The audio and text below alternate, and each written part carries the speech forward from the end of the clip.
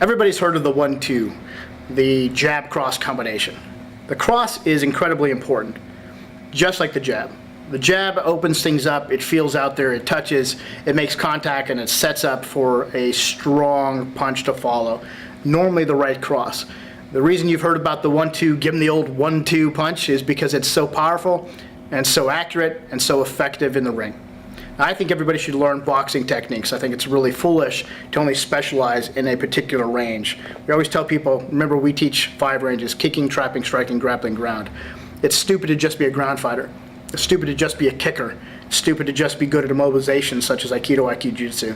You really want to be able to have a good set of tools in your arsenal so you're well-rounded, that when you get into a fight, or if you have to deal with a self-defense issue, that you're able to pull from that toolbox and apply it to the circumstance. Remember, fights are really dynamic, right? So the right cross is one of those punches in the striking range that you need to practice, practice, practice, practice, practice, just like the jab. Those 2 punches are critical in terms of combinations working together. So the right cross comes from the rear. Now in my case, I'm a orthodox fighter, so my right cross is how I work. If you're a southpaw, you're going to be shooting from your left-hand side, right? So that's your rear. But like I said, the cross always comes from the rear. That's what it is. In my case, I'm gonna use the right. So we're just going to talk about the right cross for now.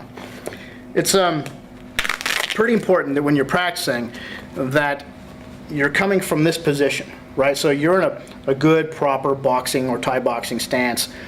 You're bent down, your head's down and checked. You know, you want to protect your chin. Your shoulders are protecting yourself, right? So you're like this. And that right hand is really, it's ready to kick off at any time from here. You're not like pushing against the side of your face, but you're resting here to protect yourself, right? So you can cover, so you can take a punch. And it comes nice and straight right off like that, okay? Now I know guys twist it over, boom, they'll twist it over like that. It's certainly functional, and we'll talk more about that in another video.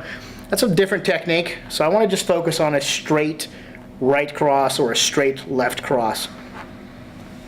Just like that, right? You really want to tighten that in. You don't want to be hooking it. You don't want to be, you know, going upward or downward. You want to be right into your opponent, okay? If you look at it from a couple different views here, you can see in my stance, heads down, hands up. This is against my face, protecting it. Protecting my right side, my liver and my ribs. I want to make sure that that's nice and tight.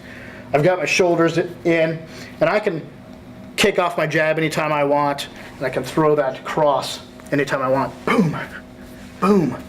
My shoulders move, my obliques move. I come from the ground up. All my power comes from the ground up, from my toes all the way until it launches and makes direct contact with that fist.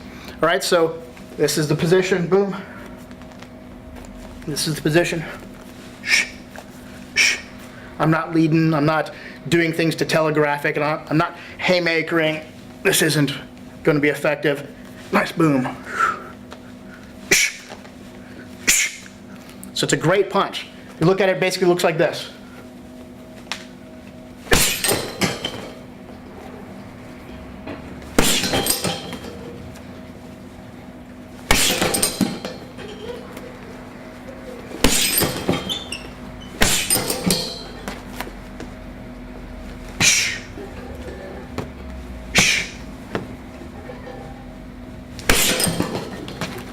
Very, very powerful punch. Very important to practice over and over again. Cross won't fail you. If you spend enough time with it, be one of your best friends.